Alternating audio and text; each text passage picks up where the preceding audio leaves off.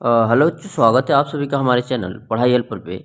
जितने भी स्टूडेंट जो सैनिक स्कूल का पेपर दिया है, एक एक बच्चा परेशान है कि आखिर में उसके कितने स्कोर आ रहे हैं और उन्होंने जो क्वेश्चन किया है सही है या गलत। तो बच्चों, आज की इस वीडियो में हम लोग फर्स्ट पार्ट में इंग्लिश को सॉल्व कर रहे हैं, ठीक है। इसके बाद जो सेकंड थर्ड पार्ट आएंगे उसमें हम लोग रीजनिंग और मेंटल एबिलिटी को सॉल्व कर रहे होंगे। तो एक एक बच्चे अपने आंसर को मैच कर सकता है और अपने जो भी उनके स्कोर आ रहे हैं उसको कमेंट कर सकता है, ठीक है बच्चों। सबसे पहले हम लोग देखते हैं पार्ट फर्स्ट, ठीक ना, ग्रामर पार्ट को।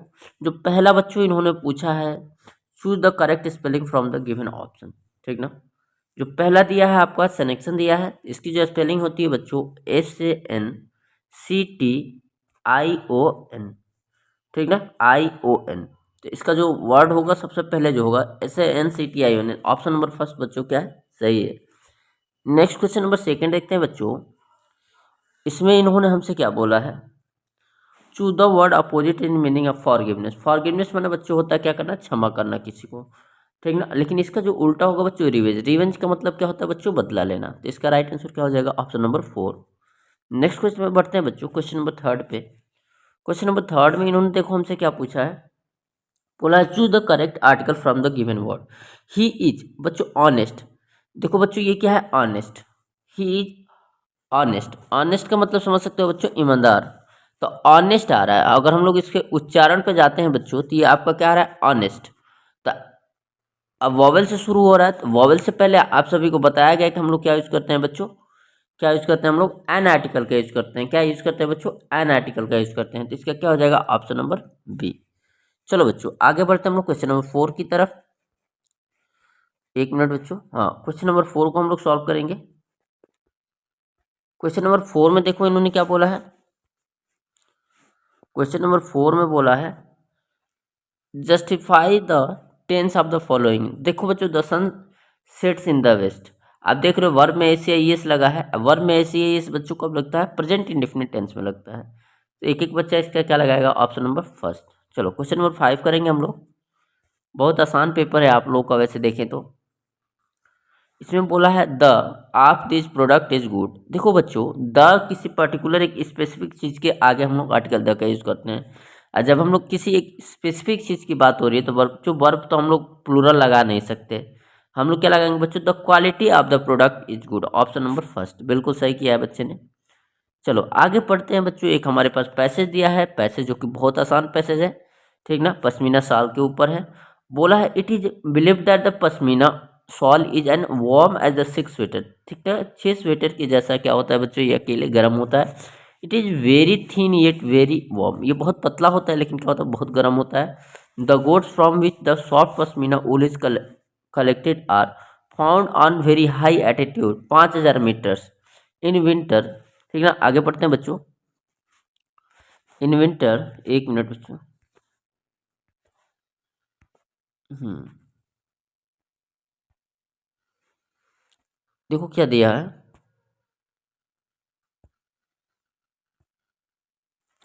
इन winter temperature here drop 0 degree Celsius to -40 degree Celsius.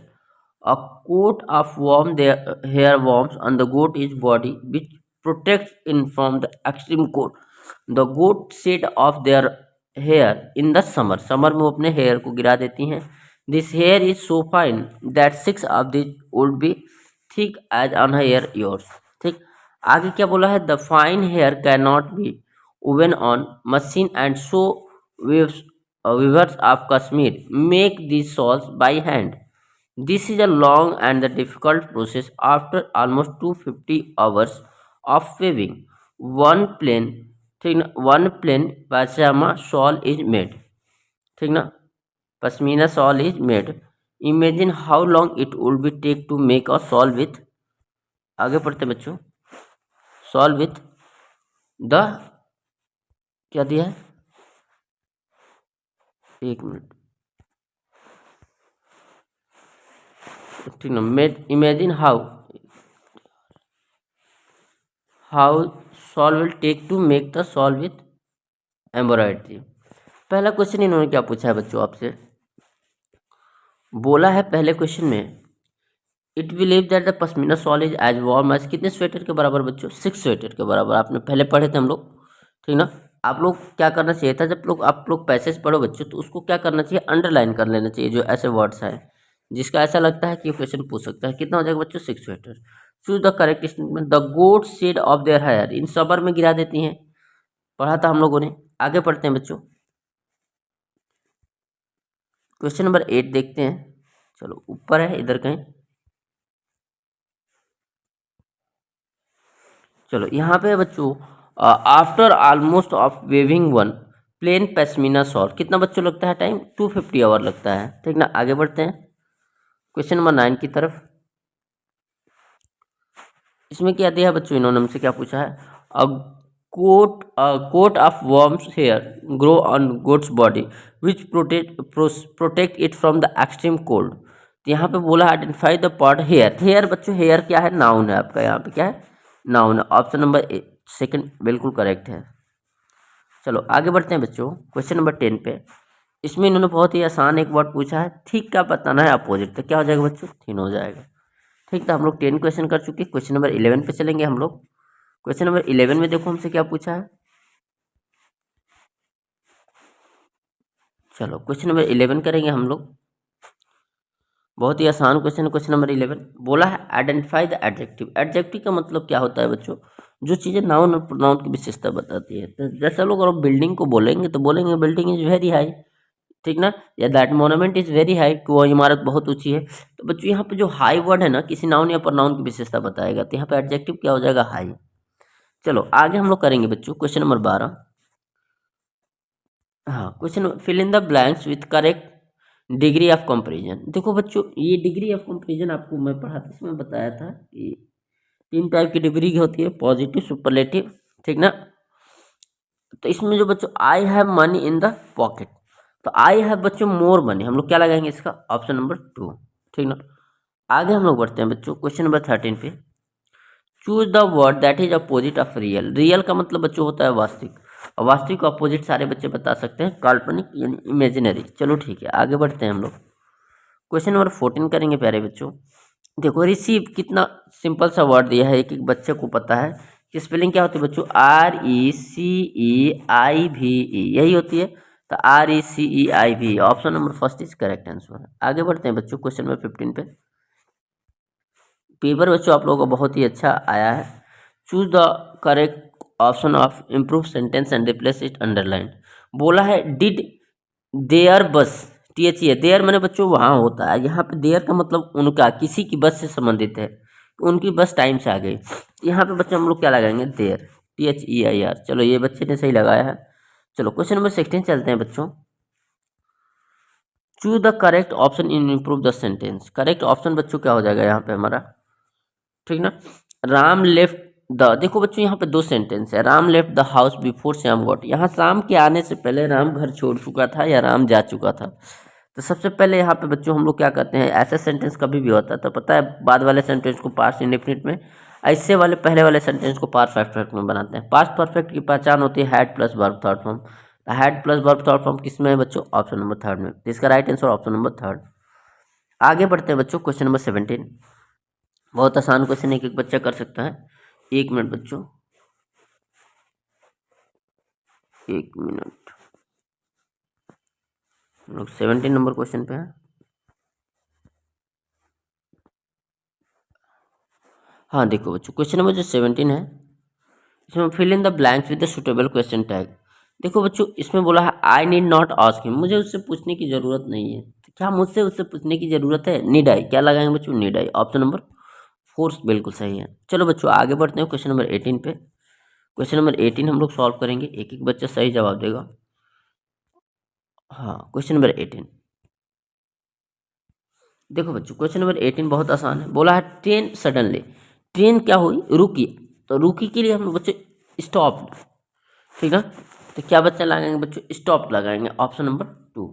Train stop suddenly, अचानक ट्रेन रुक गई। चलो 19 करते हैं बच्चों। यहाँ पे choose the sentence having intransitive. देखो बच्चों, इंट्रांजिटिव वर्ड का मतलब होता है ऐसी वर्ड जिसका ऑब्जेक्ट ना हो। यहाँ पे देखिए फ्लाई मैंने उड़ रही है, उड़ना क्या उड़ रहा है, पतंग। रैन क्या दौड़ रहा है, रेस, ये भी इसका भी एडजेक्टिव है, क्या होता है, ठीक है। अब यहाँ पे बच्चा है ही बॉन्ड द डायरी, वो क्या बॉन्ड करता है, डायरी को। लेकिन बर्ड्स फ्लाई का यहाँ कोई बच्चों क्या है, एडजेक्टिव नहीं है, ठीक ना। तो इसलिए हम लोग क्या होगा बच्चों, यहाँ पे फ्लाई क्या हो जाएगा, इंट्रांजिटिव वर्ब हो जाएगा। देखो ट्रांजिटिव वर्ब इंट्रांजिटिव वर्ब में यही होता है कि जो ट्रांजिटिव वर्ब होती है उनका खुद का ऑब्जेक्ट होता है, ठीक ना, और इंट्रांजिटिव जो वर्ड होती है उनका खुद का ऑब्जेक्ट नहीं होता है। तो इसका क्या हो जाएगा बच्चों, ऑप्शन नंबर 3। चलो क्वेश्चन नंबर 20 करेंगे सारे बच्चे। क्वेश्चन नंबर 20 में देखो बहुत आसान सा क्वेश्चन बोला है, आई, एक मिनट बच्चों, बोला है इसमें I do not know he has gone और नॉट, मैं नहीं जानता कि वह गए या नहीं। वेदर क्या लगाएंगे बच्चों, वेदर ही हैज़ गॉन और नॉट, यद्यपि वो गए या नहीं। चलो बच्चों आगे हम लोग करते हैं, complete the sentence with suitable article. हमें क्या करना है बच्चों, सुटेबल आर्टिकल भरना है। देखो इसमें जो है ना, Ram is student home all the except get less than 35 marks, हम लोग एक किसी स्पेसिफिक व्यक्ति की बात कर रहे हैं। और जब किसी स्पेसिफिक व्यक्ति की बात की जाती है बच्चों, तो हम लोग आर्टिकल क्या यूज करते हैं, द, क्या यूज करते हैं, द। ऑप्शन नंबर 2 बिल्कुल सही है। चलो बच्चों क्वेश्चन नंबर 22 पे हम लोग बढ़ेंगे। क्वेश्चन नंबर 22 में हमसे क्या पूछा है, बहुत ही आसान क्वेश्चन है। The speaker is going up, मान लीजिए कोई व्यक्ति है बोल रहा है, बोलते बोलते अपने टॉपिक से भटक जाता है, तो उसके लिए हम लोग बच्चों क्या करते हैं, ऑफ वर्ड यूज करते हैं। क्या यूज करेंगे, ऑफ, जिसका राइट आंसर क्या हो जाएगा, ऑप्शन नंबर 2। चलो बच्चों क्वेश्चन नंबर 23 करेंगे हम लोग। 23 में देख सकते हैं इन्होंने क्या पूछा है आपसे, बोला है Akbar is army the castle of Chittorgarh seized, जब्त कर लेना, हरा देना, उसको बंधक बना लेना। तो हम लोग क्या लगाएंगे बच्चों, सीज्ड। चित्तौड़गढ़ का जब युद्ध हुआ था तो अकबर ने क्या किया था, ठीक ना, जो उसके ओपोनेंट थे उनकी जितने भी सैनिक थे उनको बंदी बना लिया था, सीज्ड कर दिया था। चलो 24 करेंगे बच्चों। 24 में बच्चों इन्होंने आपसे क्या पूछा है, choose the correct meaning of the beat of air. Beat of air का मतलब हवा में हाथ मारना, यानी यूजलेस इफेक्ट करना। तो to useless effort, option number first बिल्कुल सही है।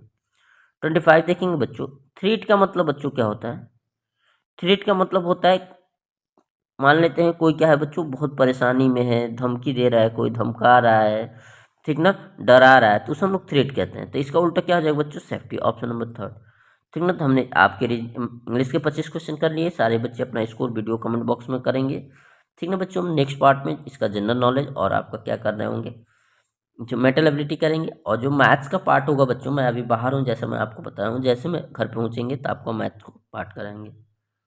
थैंक यू बच्चों, जय हिंद।